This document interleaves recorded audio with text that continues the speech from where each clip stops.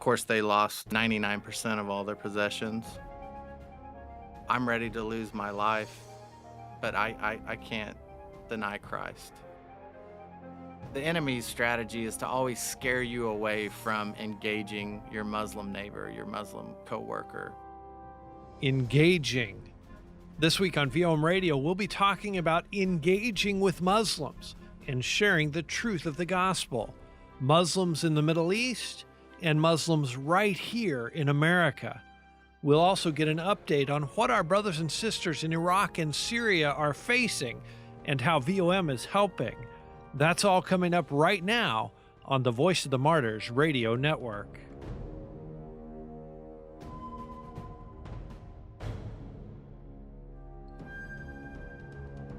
Jesus never promised his followers an easy path. In fact, he told his disciples the world would hate them. He sent them out as sheep among wolves. Jesus' words came true in the life of the apostles, and they're still coming true today in the lives of his followers around the world. Join host Todd Nettleton as we hear their inspiring stories and learn how we can help right now on the Voice of the Martyrs Radio Network. Welcome again to the Voice of the Martyrs Radio Network. We are in our studio today with Brother Joe. If you have listened to many of our other episodes, you know that sometimes we just use first names at VOM Radio because of the security considerations for our workers. Joe is one of our VOM international staff. He is involved in helping persecuted Christians in the Middle East, and we're going to be talking about that today. He's just back from there, but then we're also going to be talking about persecution in America. Joe, welcome to the Voice of the Martyrs Radio. Thanks for having me. Joe, I know you've just gotten back from a trip to the Middle East working with Christians, and I know part of that was working with displaced Christians, people from Iraq and from Syria who ISIS moved into their towns, and suddenly they had no home, they had no place to live. What's going on with these displaced people? What is their sort of status right now? Well, we see these refugees moving in droves out of the countries of Iraq and Syria, specifically northern Iraq, and they're moving into places like Jordan and Lebanon. And there are some desperate needs there because of the sheer numbers that are moving into these countries. Now, when you talk about the numbers, we're talking tens of thousands, hundreds of thousands of people in those surrounding nations? More than that. I would say, wow. Hundreds of thousands. And if you look at the overall refugee populations in some of those countries, it's into the millions. What were some of the stories that you heard, particularly from those affected by ISIS that really impacted you as far as, how they lost their homes, what was happening? What were some of the stories that you really thought, wow? From some of the believers that are coming out of the Nineveh plain or from Mosul and those areas, they really face some difficult challenges. Some of them were able to get out early, and so of course, they lost, 99% of all their possessions. But we did meet some that had to stay behind and actually were living in ISIS-occupied territories. There was a family, all older, and because of their age and because of some of the physical handicaps, they had to stay even after ISIS overran the surrounding areas. And, we always hear that ISIS gives, one of three options. You either pay the tax, you convert, or you die. And so with this family, they offered to pay the tax. They actually went through the ISIS legal system and attempted to pay the tax. Interesting. And that became much more difficult than it appears. They wanted to lump them into a big group of Christians that had stayed behind, and they weren't able to find enough people to actually join them into a big group to pay the tax. So they faced some real harassment, and eventually to the point where ISIS people came and said, you've got to get out of here, and you got to get out of here right now. So as they traveled, as they fled, they tried to throw a few things in their vehicle and get out. But as they traveled through checkpoints, they were continuously harassed. ISIS essentially wasn't holding up their end of the bargain or what they said that they would do. Everything was stripped, whatever they were able to throw in their vehicles, any any gold, any jewelry, any finances, all of those things were taken from their vehicle and their person, even down to like wedding rings and mementos like that they had.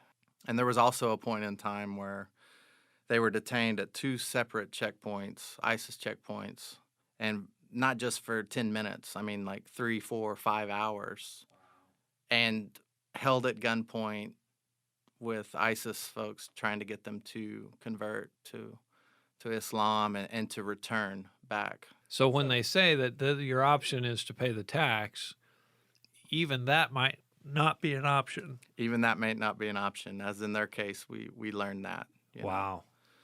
So yeah, their faith was very strong, even at gunpoint. When we heard the father figure explaining some of the questions he was receiving from ISIS and the demands for him to convert, at one point he told them, "Look, I'm ready to lose my life, but I can't deny Christ. I will not become a Muslim. My faith is the most important thing to me, and I will not deny Jesus Christ, even if you take my life here in front of my wife and my mother and my sister. I will Wow. not deny him." Yeah. Wow. And as you know, ISIS, they don't bluff. Right. No. So he was he thought it was over. And as we spoke with him, even, hundreds and hundreds of miles away from where this took place, this big, large, strong man just began to weep. It's still very, sketched into or etched into his mind, this experience, and his wife began to weep as well. And you could tell that he really thought he was going to lose his life at that point.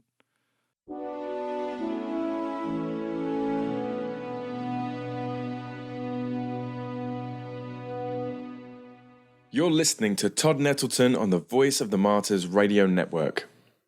How did he escape?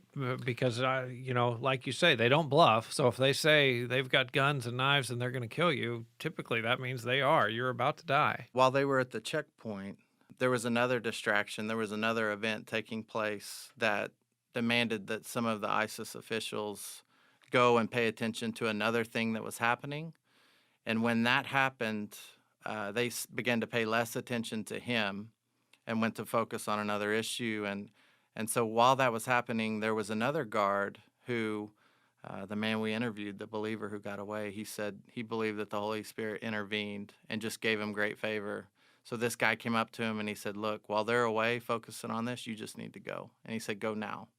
And so this Wow. guard just told him to go, and they got in their vehicle and they left and obviously made it through. So it's a pretty amazing story about God's favor and also the testimony of their faithfulness when literally facing death. Yeah. And like you say, it's not a bluff. This is not a drill. This is, okay, do you want to convert or do you want to die? Wow. What an amazing story. What a great story of God's rescue. How are the churches and how are the Christians responding in like Lebanon and Jordan and some of the surrounding countries as this influx of thousands and thousands of people come into their neighborhoods and into their cities? I've been very, very encouraged by the response from these Christians in these places and their response to these needy refugees who are coming into their countries, essentially. My take or my opinion in the past has been that it's a great minority of Christians, Middle East Christians, that really have a strong desire, a strong heart to reach out to people from Muslim background. And I feel like there's been a shift.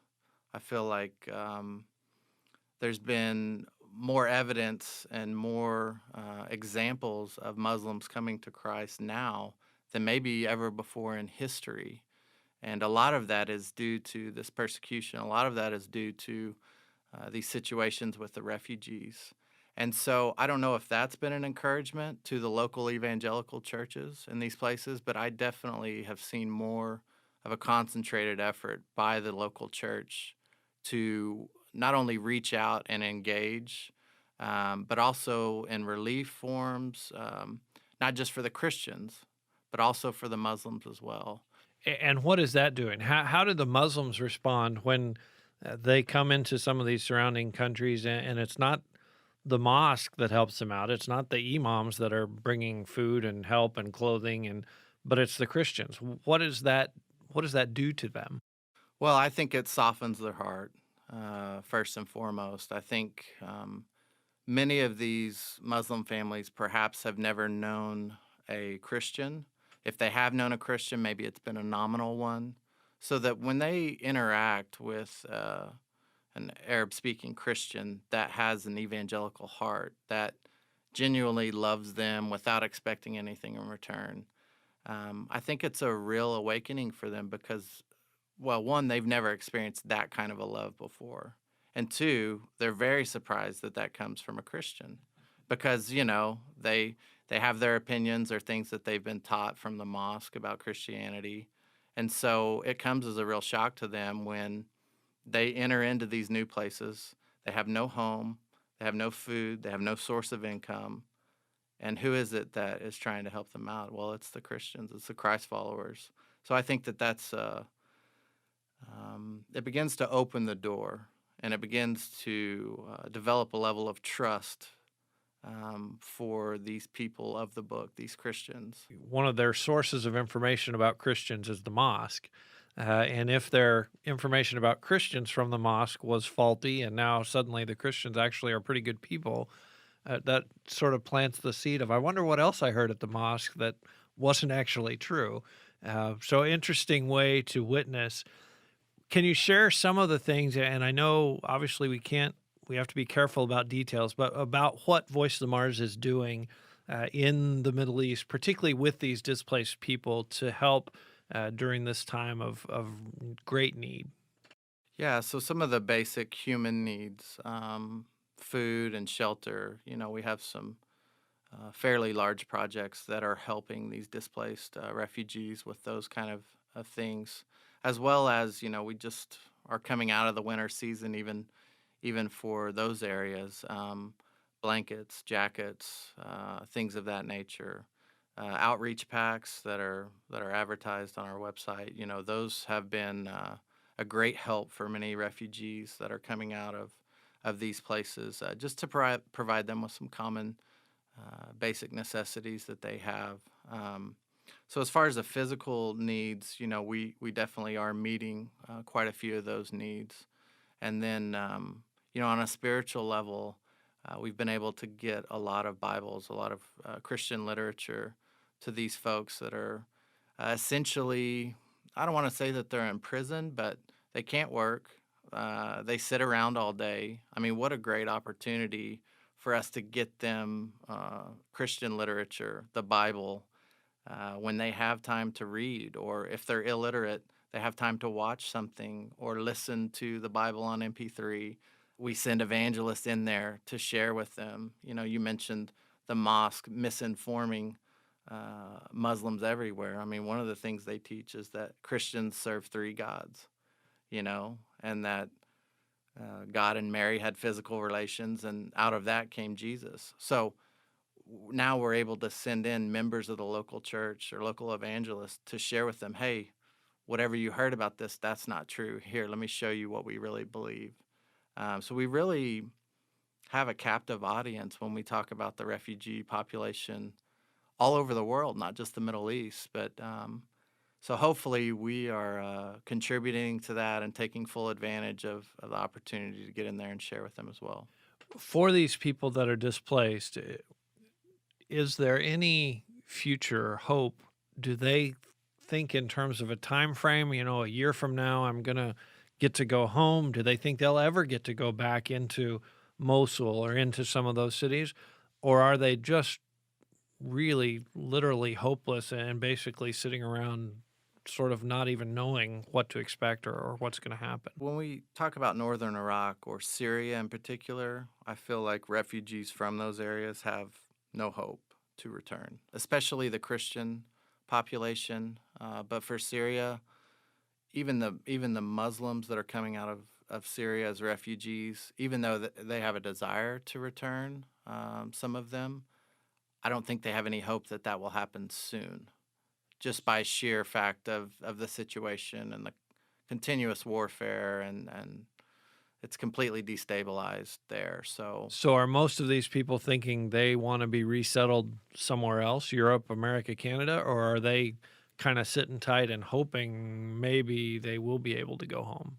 yeah, I think it's a hope and a dream for a lot of them to resettle in the West. But when you look at the numbers of IDPs or internationally displaced people, it is a dream for a lot of them. That will happen for some of them in the next, 1 to 7 years. Some of them it'll be 7 to 10 years, and then some of them eventually will be told to return to their home country, or they'll be stuck in one of these Wow. neighboring countries. Give our listeners one or two ways that they can be praying for those displaced people and for the Christians who are ministering to them I mean, what you say is a really hopeless situation. For the displaced persons, for the refugees themselves, many of them are missing family members. They don't know where they are. They continually ask us for prayer for safety of family members that are still missing or they don't know where they are. Another thing that they ask for prayer for is, as we mentioned, their future. That how are they going to provide for their families? How is God going to take care of them? So we really need to pray that at every turn during this hopeless and dark time for them, that God would surprise them and God would continually be putting Jesus in front of them and in ways that ultimately they glorify the Lord as a result of the ways that He provides, that they could see beyond a shadow of a doubt that it was Him Right. and that it was His people of the book, these followers of Christ, that are the ones that are truly providing for them. And for our workers, those who are serving these internationally displaced persons, we absolutely need to be mindful to pray for them. Many of them get pulled in for interrogation by local police. Many of them are targets for persecution themselves. Another thing that they face on a daily basis is just constantly everyone they speak with has needs, and I need this, and it's very draining Overwhelming. for our workers that are there. And not only the needs, but the stories they hear all day. I mean, they're not licensed counselors, but they're hearing some of the most dramatic stories and people's trauma and people's emotional pain. So just that the Lord would continue to recharge their batteries and that they would have good times with their family and in the Word so that they'll be recharged and ready to face that day in and day out. It's a tough work. Yeah, absolutely.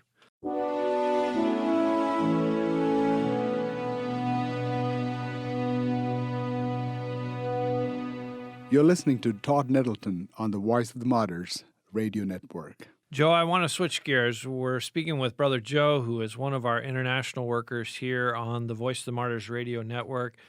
You have worked with VOM for a while now, but prior to that, you were involved in a work among Muslims here in the U.S.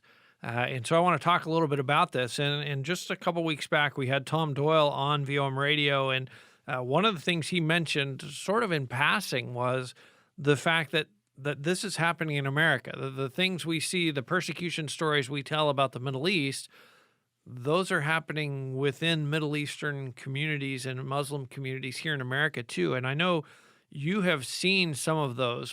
What kinds of things have you seen and your coworkers seen among Muslims living right here in the United States? It's an interesting point that is beginning to happen here in the U.S. as well. And I think one of the things that maybe we don't always recognize is the process of what happens when a new immigrant or a new refugee comes into the United States. For many Muslims, upon their arrival here in the U.S., whether that be as a refugee or as an immigrant, there's an introduction that happens between them and whoever the local imam of the local mosque is.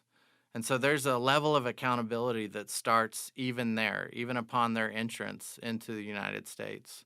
Sometimes there's connections between that mosque and their home country, wherever they come from, which can be a point of pressure. But there's also an underlying threat that if you don't participate in Islamic activity here in the U.S., then if they're providing any kind of support, they will try and essentially cut them off. Another thing that for singles, so for example, if you come to the U.S. as a college student, well, there's hundreds of thousands of international students that come for college every year. Well, for many of the Muslim students, there is also accountability, and there are also eyes watching them and their activities as well.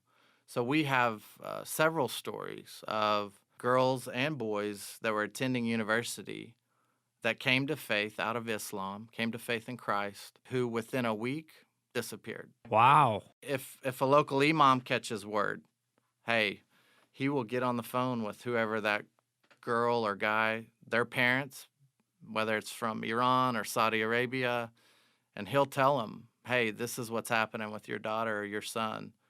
And they will send a brother or an uncle, whoever, and they will get them out. Get them on a plane and get Yeah, them home. absolutely. Or if they have a relative that lives there, potentially that convert could just be locked in a room until they convert back to Islam. And that we have stories of that happening as well. We have more stories of spouses who are converting, especially for the women. Being a new immigrant or new to this country, they don't understand the legal system. So when they become interested in the gospel, or if they convert to the gospel, their husband will beat them, and he will tell them, if you say anything to the police or to the neighbors, they will take our children, and you'll have no access to your children, and then they'll deport you.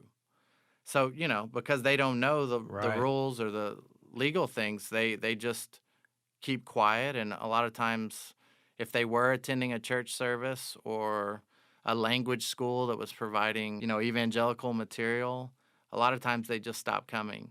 And when you go to visit them and see what's happening, you'll see the bruises, you'll see the quietness. The natural question then, because one of the things we talked with Tom Doyle and with Joanne Doyle about reaching out to Muslims, what should we watch for, or should we, as Christians who are trying to be the face of Jesus, are there some signs we should watch for, or sometimes when we should kind of pull back a little bit? Or how do you advise our listeners who are trying to do that? They're trying to reach out. I think you have to continue to go, 100% in your efforts at reaching out to your Muslim neighbors. And if the female or the male, if they tell you my boss told me I'm going to lose my job, or my husband is beating me, obviously you want to take note of those signs and respond appropriately. The enemy's strategy is to always scare you away from engaging your Muslim neighbor, your Muslim coworker.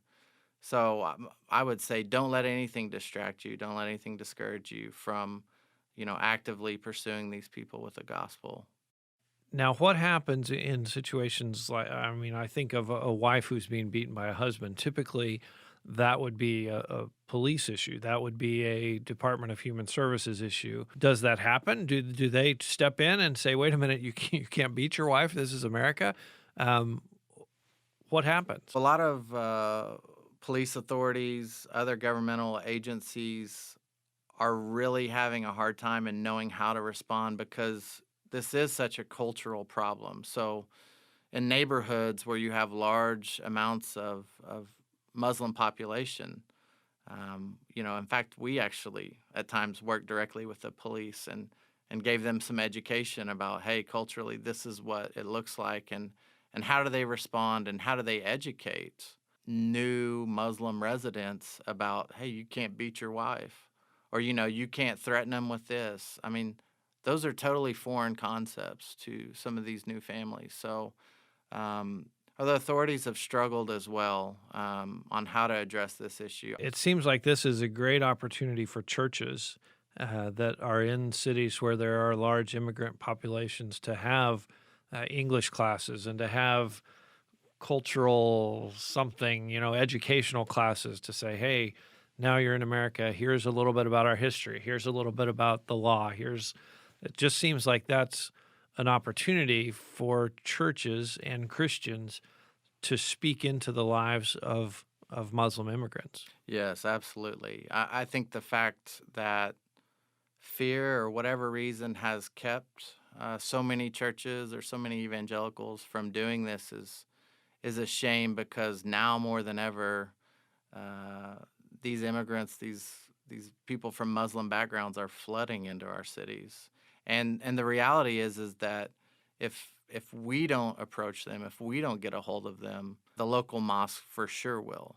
And so I think not that that should be our only motivation, but I think the opportunities are all around us. And it can be something as simple as providing English lessons, or welcome packs for new people into our communities, letting them know that, hey, there are Christians who really do care about you.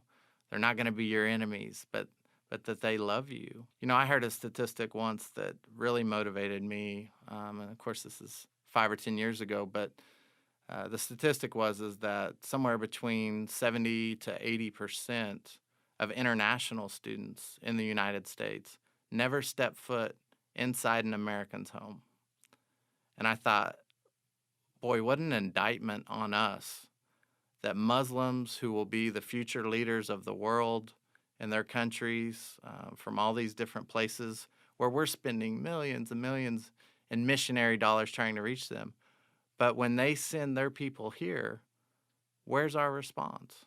What are we doing to reach them? And typically the ones who are coming here are the best and the brightest Of and course. the future leaders. And what better audience could we reach? That is an indictment. Yeah. So we have to wake up and get involved. Yes, we need to continue to send missionaries. We need to continue to support work overseas, the local church overseas. But we need to wake up and get involved ourselves here. Because if you look, there's an opportunity. And if you're willing to be intentional, God will provide a means and a way to be involved in some people's lives. Joe, thank you for sharing with us this information. I encourage our listeners, do exactly what he said. Get involved, be intentional about it. I would also encourage you, this is a topic that we talked about with Tom Doyle. We talked about it with Joanne Doyle. You can go to vomradio.net and listen to those conversations because they talked about some of the same things. How do I do outreach? How do I talk to a Muslim? What do I say? Joe, thank you for being our guest. God bless you in your continued work for Voice of the Martyrs in the Middle East. Thanks for having me. If you'd like to help provide Bibles and other aid to Christians from Iraq and Syria, you can give online at vomradio.net. Just click on the Donate tab at the top of vomradio.net. You can also listen to other episodes of the show and send us your comments or questions on the website, vomradio.net.